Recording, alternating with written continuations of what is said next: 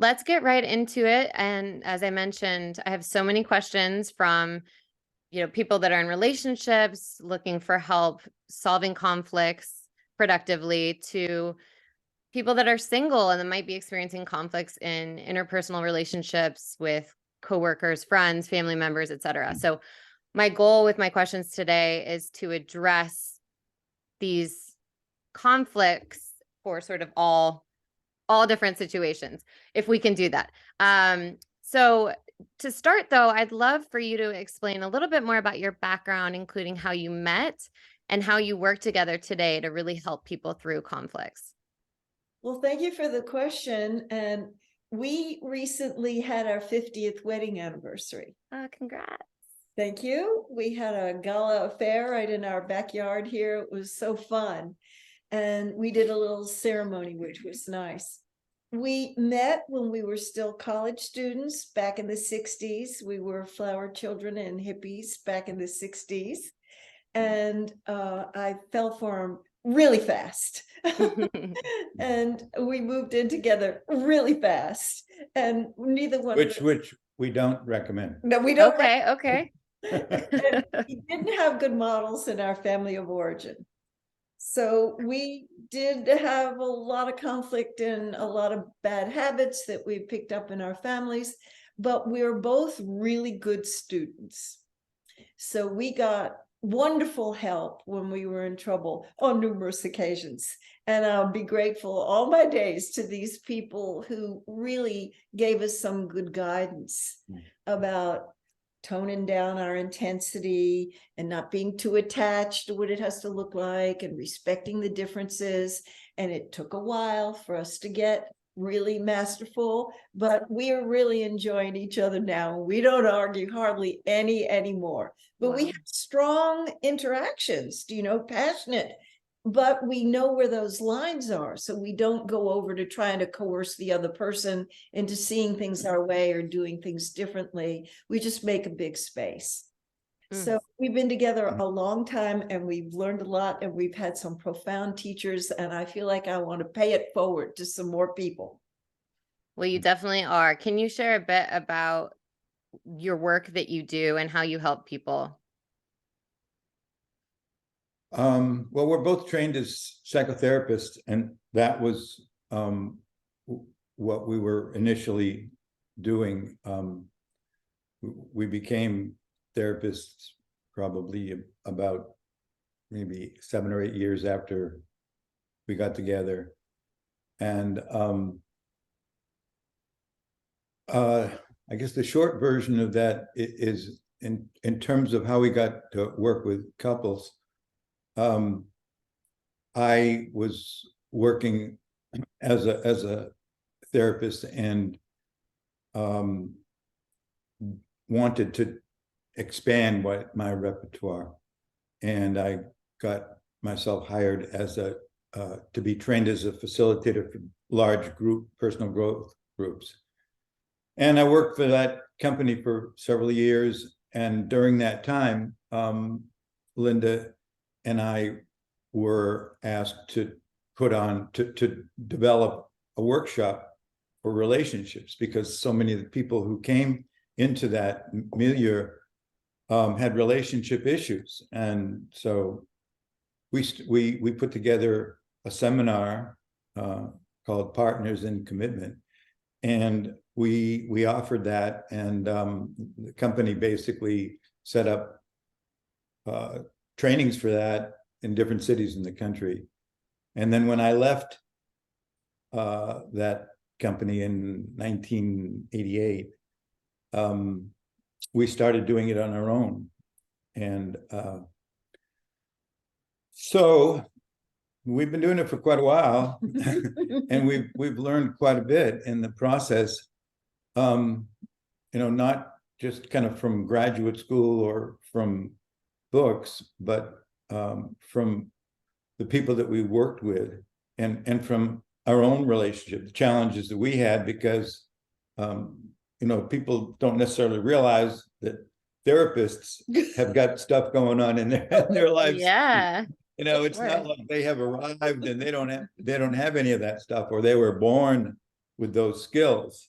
But, you know, it's on the job training, and the job is not just about teaching seminars or writing books, but the job is about walking the talk in your own relationship. Yeah. And so that's really how we started. And our clients and students have taught us an enormous amount, and we've learned a lot from our own experience. And that's how we try to operate in terms of when we're working with couples, when we're working with students in a seminar, and when we're writing books, that we really want to give people practical information that we know works, not because we've heard about it, but because we are practicing it in our lives, and we have seen the results from other people who are practicing some of these, engaged in some of these practices that we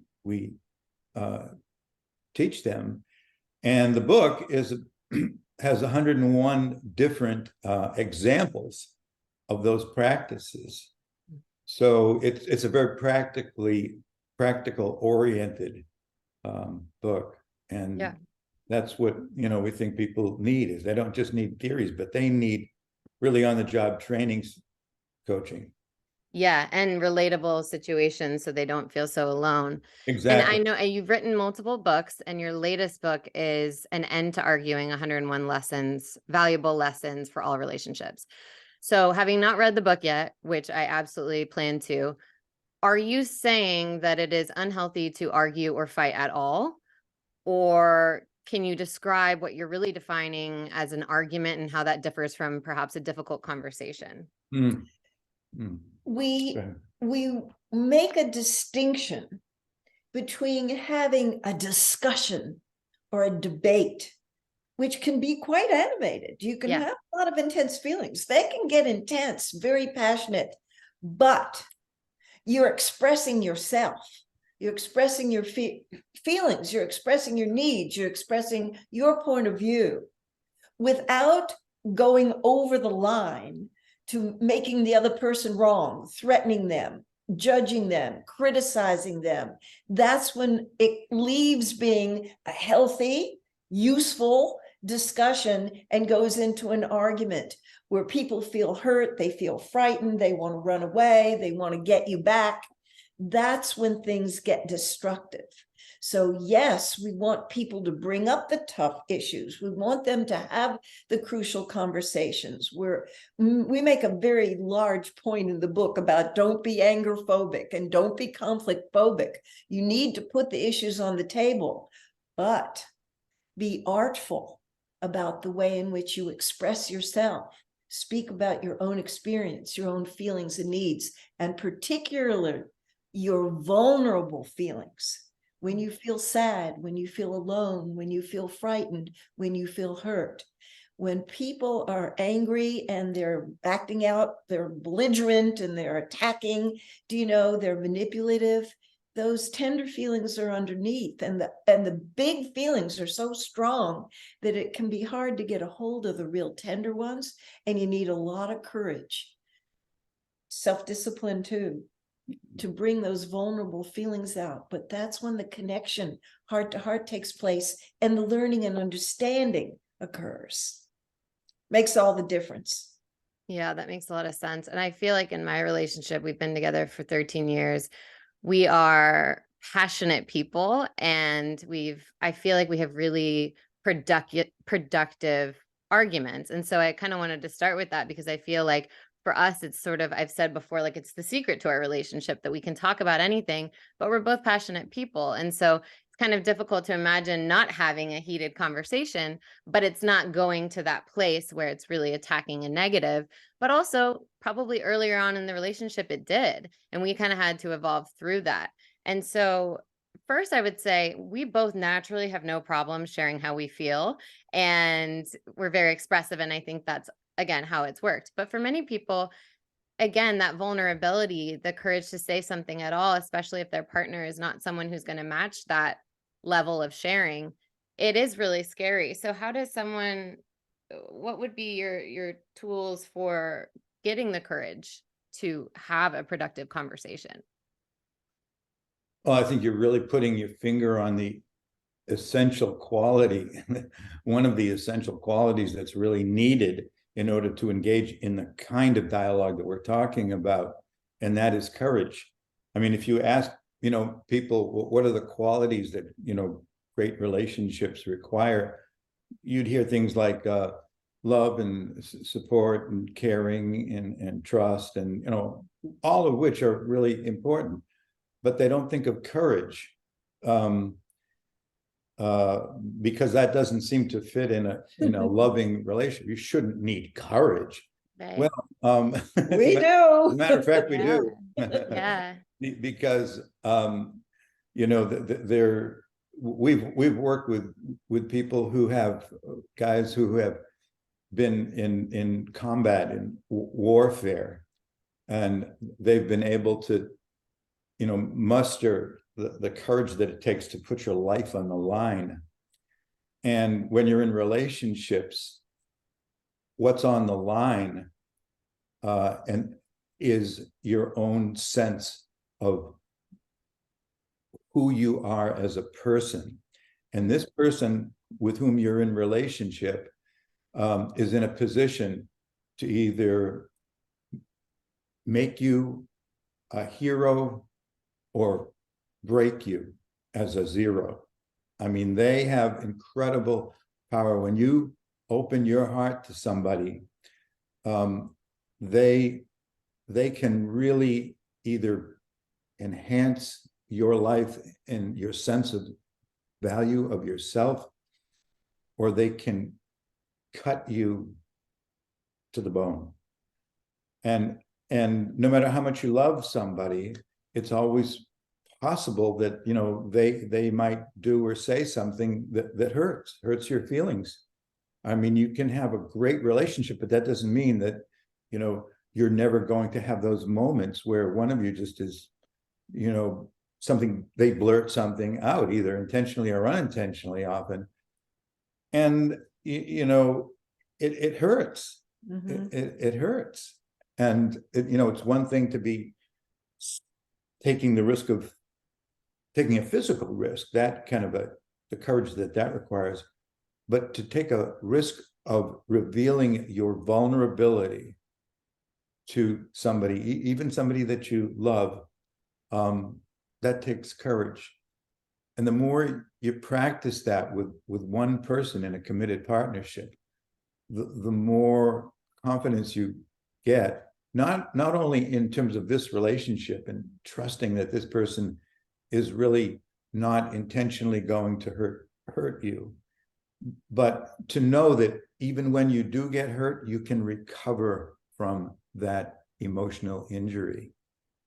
And that's what I think a lot of us need to develop, is not only that courage, but the faith and the confidence that even if I do get my feelings hurt, I can survive that. I can get over it.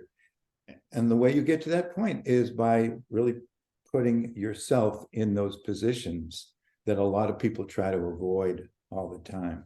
Mm-hmm. So, sorry. I want to add something to what he's saying, that I'm the one back in the day, back in the early part of our relationship, who was the anger-phobic person, because I thought that anger was dangerous and the conflict was dangerous. And so Charlie could sense when I was upset about something, irritated, resentful, but I wasn't being honest with him. And he put me on notice early in our relationship. I'm not having a relationship with anybody who's dishonest. Well, I was shaking, I was between the rock and the hard place, because I had learned how to hide those feelings, because I could get in big trouble in my family. But when he said, you've got to start being direct with me and honest with me. And so I was already madly in love with him by the time he put me on notice. And I made up my mind that I was going to grow some courage and talk about what I was feeling when I was upset and disappointed and irritated. And I will always be grateful that he encouraged me to do that, because to the degree that we hide that, we disguise it, we put it in the denial zone, we keep ourselves from our personal power.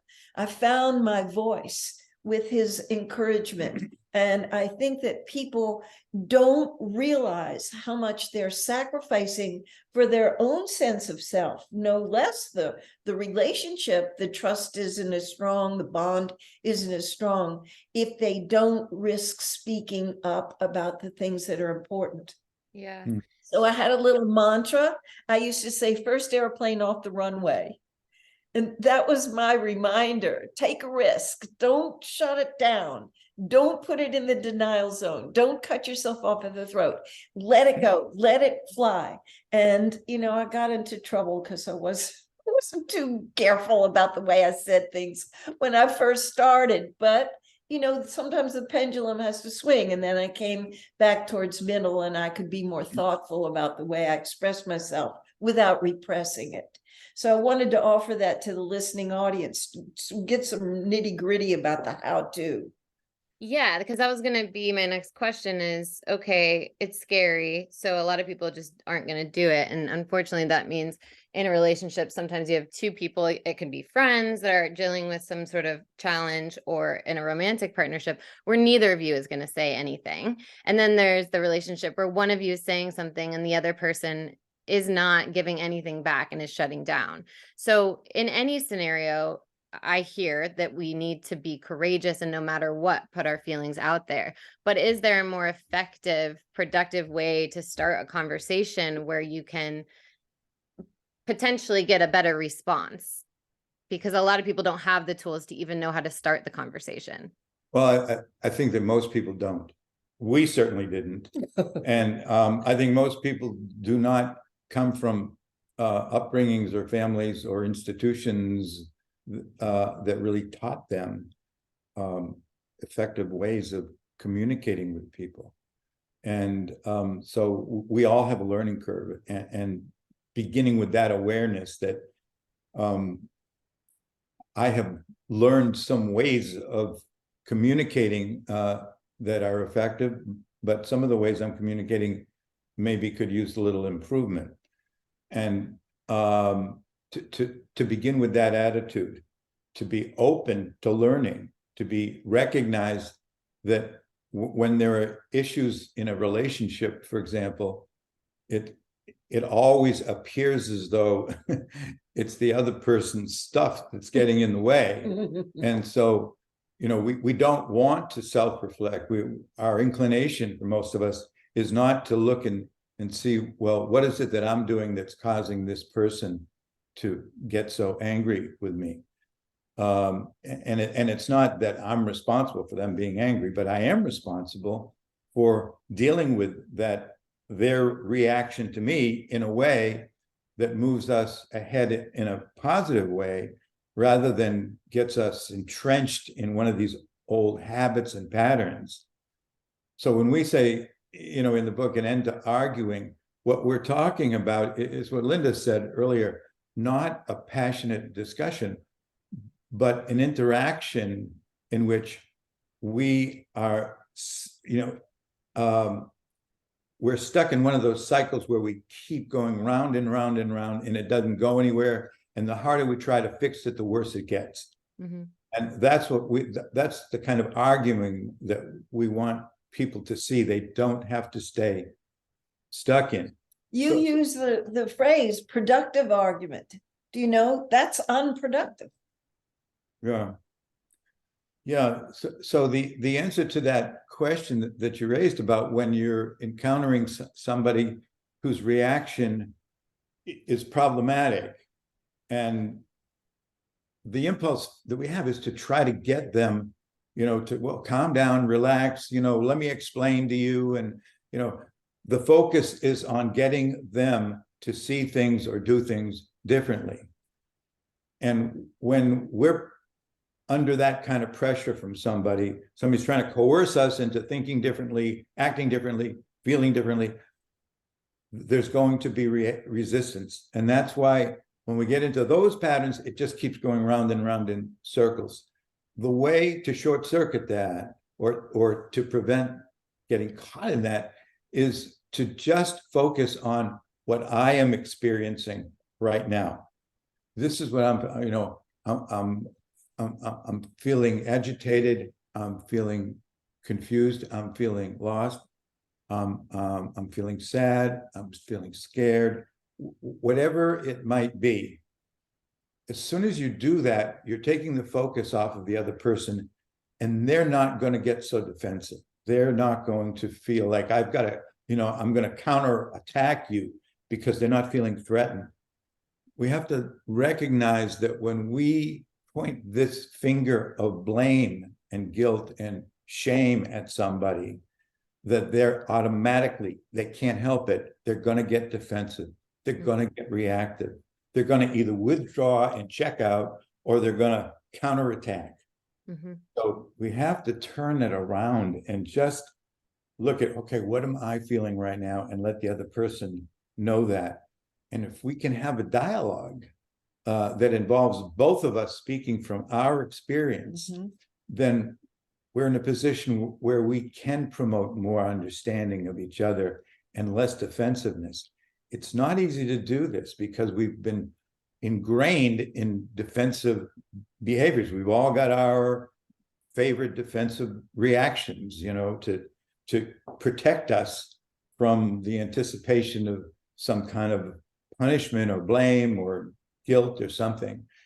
So that's one of the practices in the book that we talk about, is self-responsibility, where you redirect your focus of attention not from how you want the other person to be, not trying to coerce them into be more understanding, don't do this, do this, and to, okay, this is what I'm feeling. Yeah. Break that habit of projecting responsibility and blame onto the other person. Mm-hmm. What advice do you have for people who are sharing in that way and it's still met with either resistance, an inability to share or be vulnerable back, or a sort of dismissal of those feelings? We always invite the couples that we work with when we're teaching a workshop or doing couples counseling, and we do this in the book too, to invite the other person to look at their own self-interest, that they've got some skin in the game. Do you know, everybody wants to be happy, and they have certain ways that they would like that to take place. People want to live in an environment where they feel at ease, where they feel at peace. They don't want to be tense and think that something's going to disrupt, any moment, that there could be an explosion. You don't want people being cold, giving you the cold shoulder, and freezing you out. And so if you can invite the partner who tends to want to be on the phobic end and doesn't want to get vulnerable, doesn't want to risk, and you appeal to them, we're going to be so much better off, both of us. This isn't just for me. This is for both of us, if we learn how to communicate well, particularly about the really thorny issues. Mm-hmm. If we know each other better, if we learn what each other's triggers are, if we set the conversations up ahead by having a preliminary conversation, would this be a good time to talk? And be sure not to say, we need to talk. I didn't know that struck terror into his viscerally, and I did it for a long time before he told me how off-putting that was. And not to make you statements. Charlie gave you some examples of what doesn't work. You're needing to calm down now. Calm down. People don't want to be bossed and told what to do, but we need each other's feedback to know when we're speaking in ways that are off-putting. And one of the things that's really dangerous to say is, you're being defensive. In fact, you're already in trouble if you say you, because what's going to follow after that's going to be some kind of judgment and blame.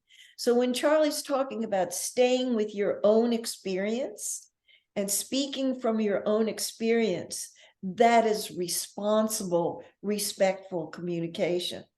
And people need to catch themselves red-handed, because they know they're supposed to be making I statements, and they know they're supposed to be talking about their feelings. So they say, I feel that you're being a jerk. And that's not really keeping to the spirit of the agreement to make I statements. Mm-hmm.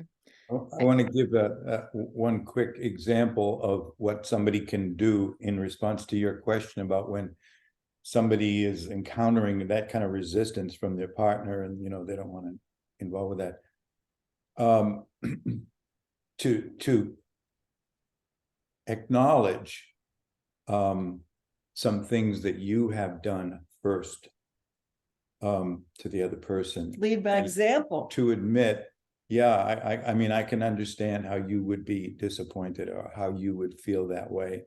And I acknowledge that I have, or I did do that or say that at that time. And I just want you to know that I appreciate your recognizing that, and because I know that we both want to address the things that are getting in our way. And yeah, I know I can be very critical sometimes, or I can be really touchy, and whatever, it's a way of reassuring them that I'm not here to make you wrong. I'm not here to prove that all of this stuff is your fault. I have been an active agent too in this, and I just want you to know that. I want to put that out there, and all I need from you right now is just to hear what I'm saying. Gandhi says, be the change you want to see in the world. And I especially appeal to women. I especially appeal to women to step into the leadership role. Yeah. But be a really good leader. Yeah. Be a really good teacher. That's great advice. Definitely leading with what you've maybe done, or where you can see something that they might agree with you on from the beginning, and then go into how you're feeling. And I would just add, again, from my own experience in my own relationship, and I've also had a lot of conflict I've been able to solve with friends, through, again, productive conversation, but it's always so scary, that feeling of just, how are they going to respond? But I found in some instances that, and I'm curious your thoughts on this, that sometimes starting with a text, or sometimes I've done a letter, or there's been different forms with different people that have been effective. But do you feel that it should always be, and I think sometimes for women when they are really afraid, because we can say have courage and just go for it, but it's so hard to get there until the first time you do. And so do you think that that's an effective strategy, to maybe write someone something if you can't get the courage to say it first, as a way of getting the ball moving? Yeah, I think that having whatever form that communication might take, whether it's a text or an email or a phone call, or whatever, we want people to understand that this is big stuff we're talking about. This is not easy to break these defensive habits that we've got, and people do get very defensive and reactive when they're confronted with something that feels to them like they're being blamed for something they did wrong. It just activates all kinds of stuff from our childhood about being punished when you screwed up, or when you did something bad. So yeah, we're all sensitive to it. And so that process of going from, wanting to be safe and not wanting to be vulnerable to somebody's reaction, to feeling comfortable with each other, so that, like the relationship that we have right now, we both feel completely comfortable saying whatever it is that we're feeling at any time. Yeah. And a lot of people don't ever get to that point. Yeah. It's amazing how that transforms your relationship, that level of safety. But you don't go from being defensive to being totally trusting like that. You take thousands of micro steps in the process. So what we encourage people to do is take a little risk. Mm-hmm. Don't go for something huge, but take what is a small risk I could take right now? What's a way that I could communicate this concern in a way that doesn't that's less likely to activate them and that I feel more comfortable with. So to look in terms of multiple small steps rather than huge, big, dramatic changes. We don't write letters to each other about difficulties much anymore. Yeah. Years ago, when we were just getting our skill set up, I wrote a lot of letters. And I am a big believer in letters, and I encourage people that I'm working with to write them, particularly about the gnarly subjects, because you can take as much time as you need and make as many revisions as you need to. And if there's any make wrong and blame and victimy stuff in there, you can delete it out. Get out. Yeah. And it's good preparation for when you hopefully have the conversation face to face. Right. You've gotten your, you've gotten some momentum up, you've gotten some courage up, you've gotten some clarity about the points that you want to communicate. And I always encourage people to use the sandwich. The sandwich is you start out with something sweet and good, sincere about, I care so much about this relationship. I want us to be close. I don't want anything to be between us clogging up the channel. I want us to have the best relationship we can. Then put the tough stuff in the middle, the meaty part, and end with, and I'm so glad that you're reading this letter and that you care about the relationship too. And this is exquisite what we have. It's so precious, and we want to protect it and make it healthy, wholesome, and wonderful.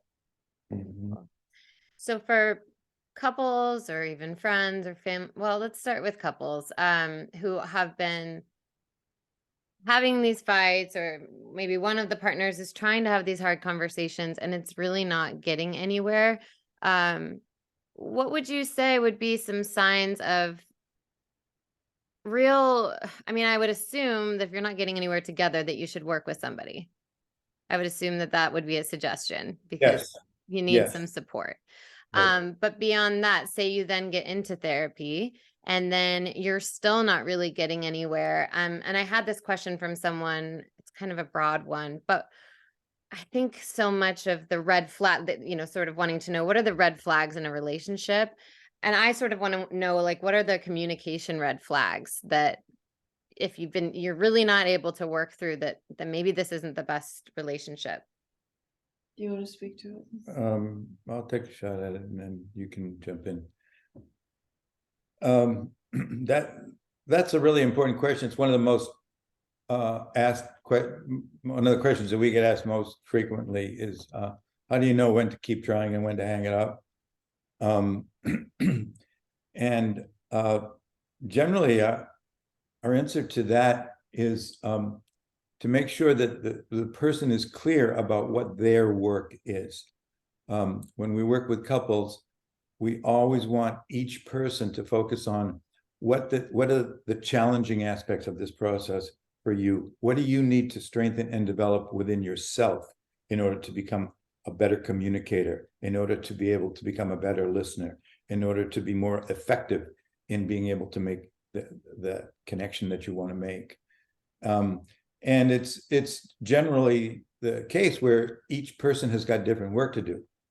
Like in our case, for example, Linda's work was to learn how to speak up instead of withdrawing when she felt scared or angry.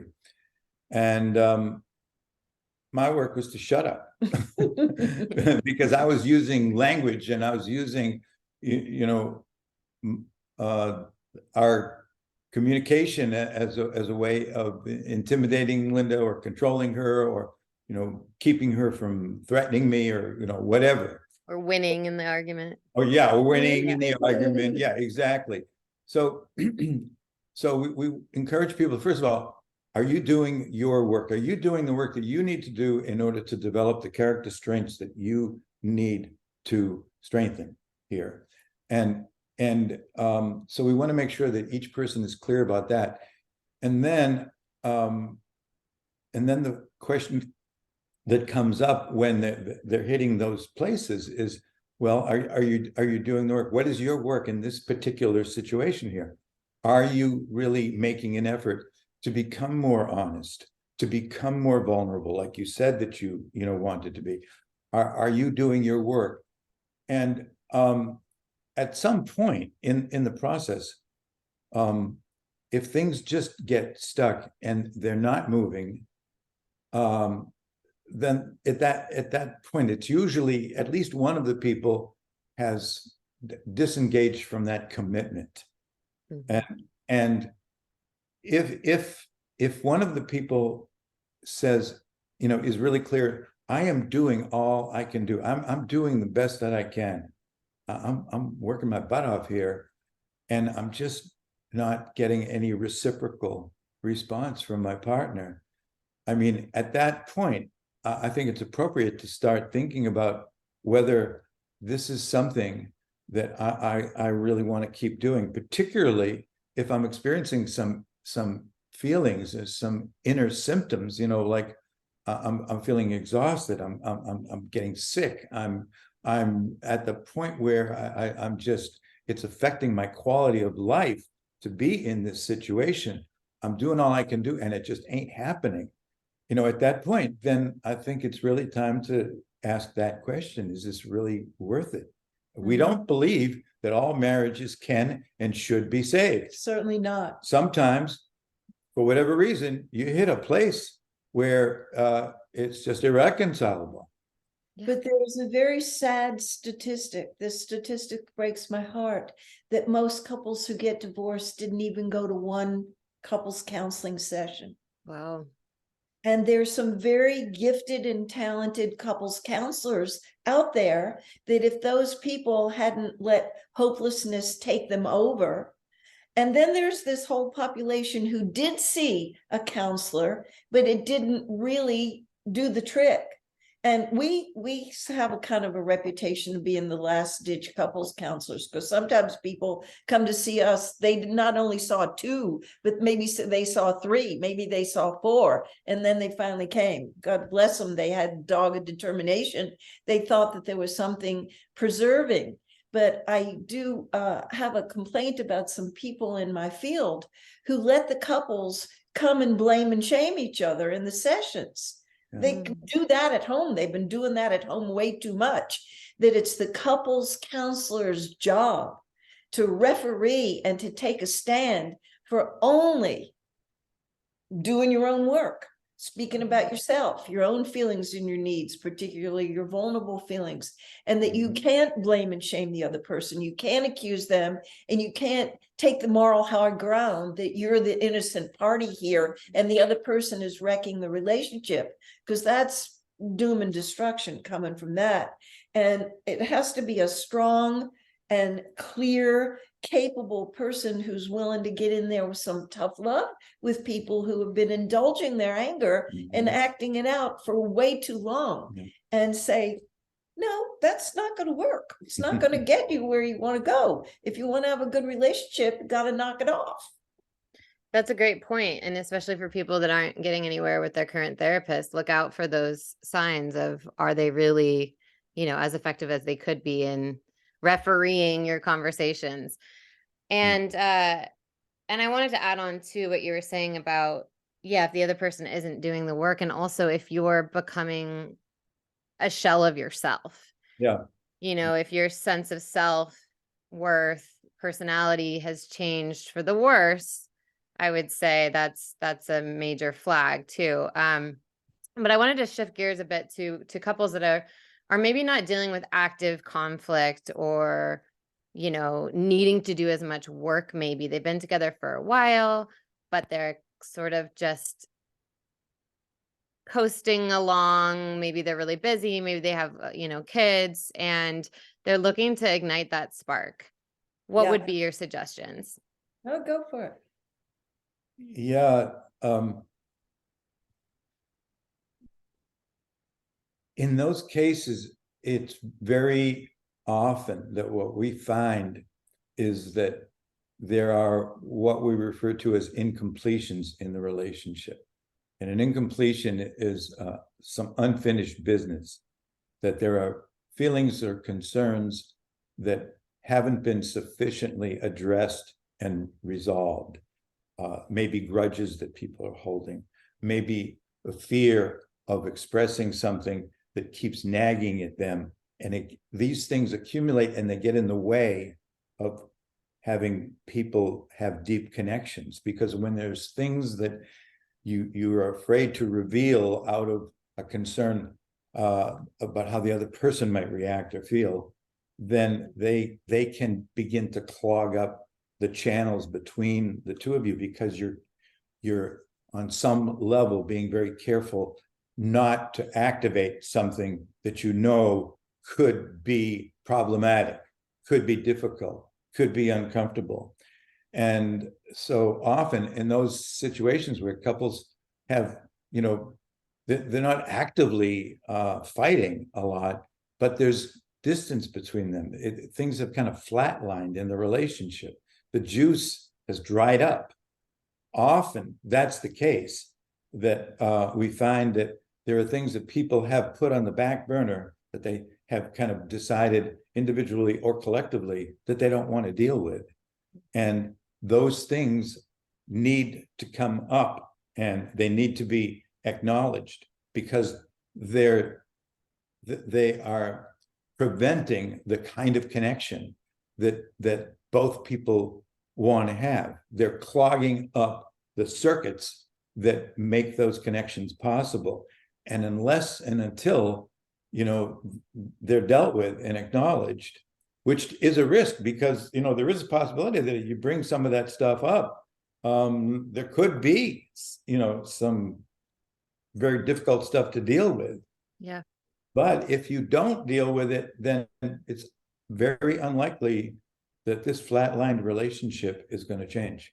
I want to add to what Charlie's saying. I'm totally in support of what he's saying, but generally speaking, there's one in the pair that has a desire, you know, and a longing to spice it up, maybe to bring up the tough issues that are incomplete, laying around, swept under the rug. But there also could be, in addition to that, that they just want some change. Do you know these couples who are the happiest, that have been together 30, 40, 50 years and more? The research is the same about all those people. Adventure, change is what they've been committed to all along, and they haven't made the choice for the comfort and security and predictability that flatlines relationships. Those couples who have gone for the comfort and security and predictability are doing themselves a disservice, because there's a whole layer of enlivening discovery and adventure that they're missing out on. So more responsibility lays with the person who's feeling restless and feeling, is this all that there is? There's got to be more than this. They need to disturb the system a little bit and say, we need to shake it up. Not just talking about the things that need to be talked about, but you maybe need to go away someplace you've never been before. You maybe need to make some new friends. You may need to make up a new hobby. You know, Judith Wallerstein's not in her body anymore, but she wrote this beautiful book called The Good Marriage. And she found that the people who are having the best relationship don't necessarily have interests in common. You know, there's such an emphasis on interests in common. She says they have interests. Do you know they've got passionate areas of interest? So they're keeping themselves alive and stimulated, and they have something to bring to stimulate the partnership. Very important. I know early on in my relationship, my partner was not used to women having their own lives as much, or being a little bit more interested in just hanging out with him all the time. So I kind of had to break that early on, like, no, I'm going to be going out with my friends. I've got my own hobbies. And if it doesn't work for you, and it was tough, you know, early on, it was like, he wasn't used to that. And so if it doesn't work for you, I'm going to have to move forward without you.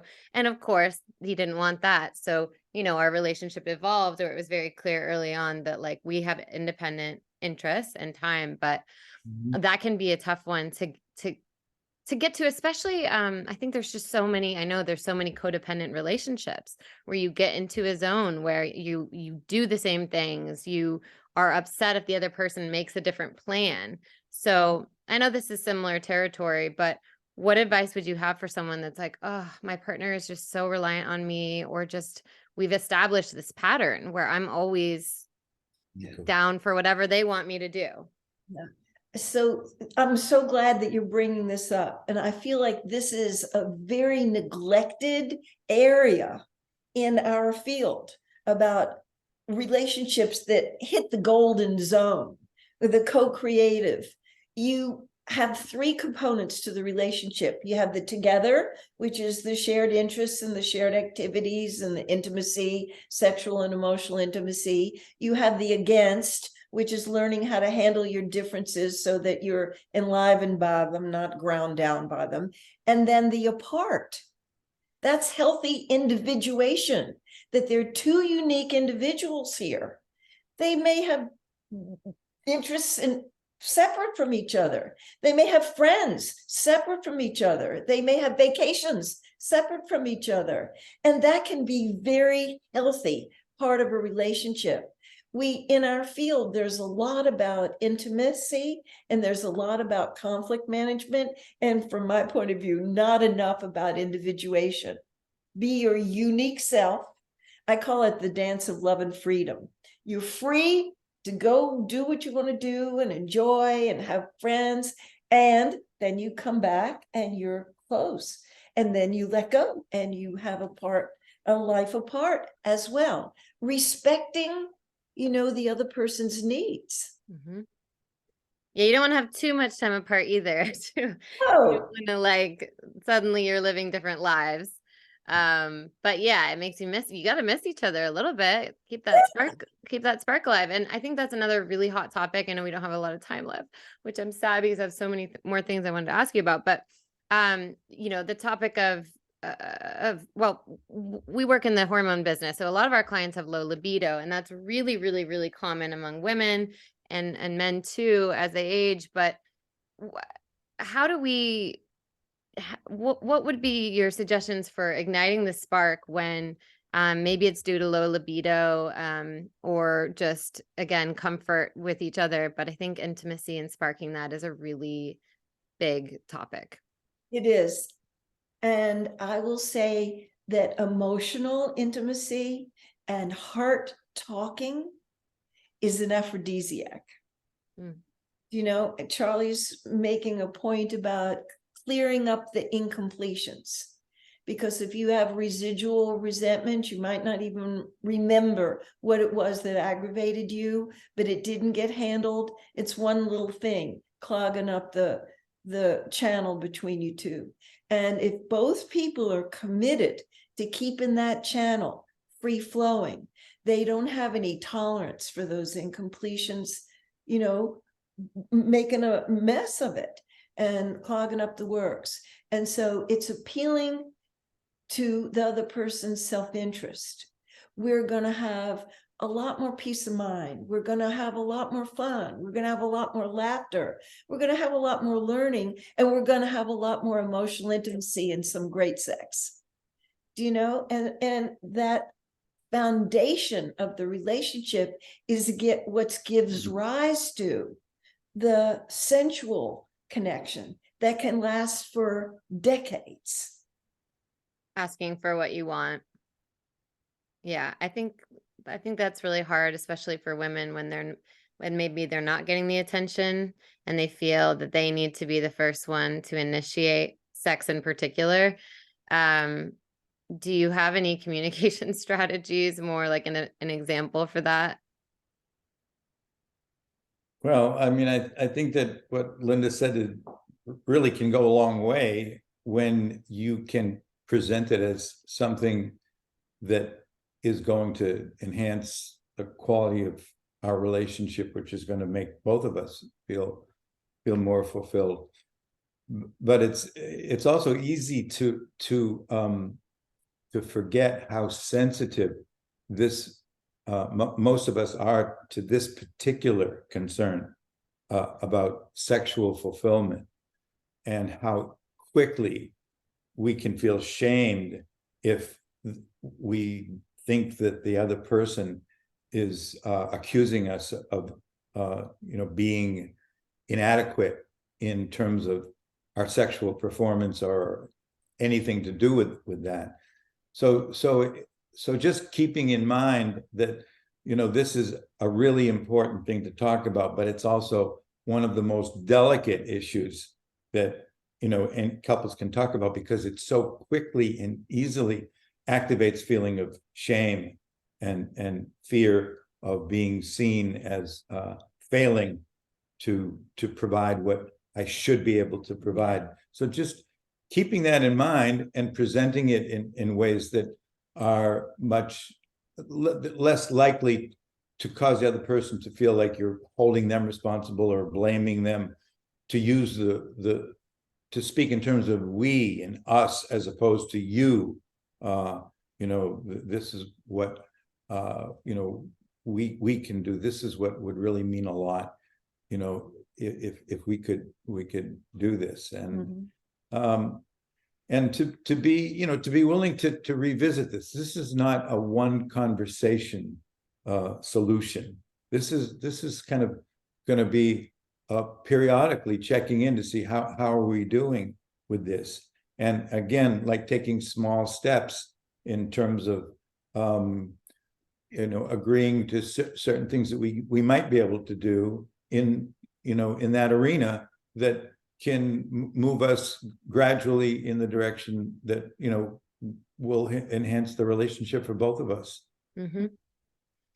Thank you for that. And I had questions about money, and if you could do a quick fire answer here, if I can just, and I'm sure your answer is yes, but someone asked, can you repair trust and rebuild after infidelity?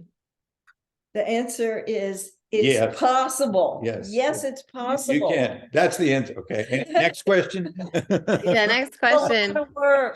Because that of all the breaches of trust, that kind of betrayal cuts so close to the bone. Yeah. But we have worked with many couples over the years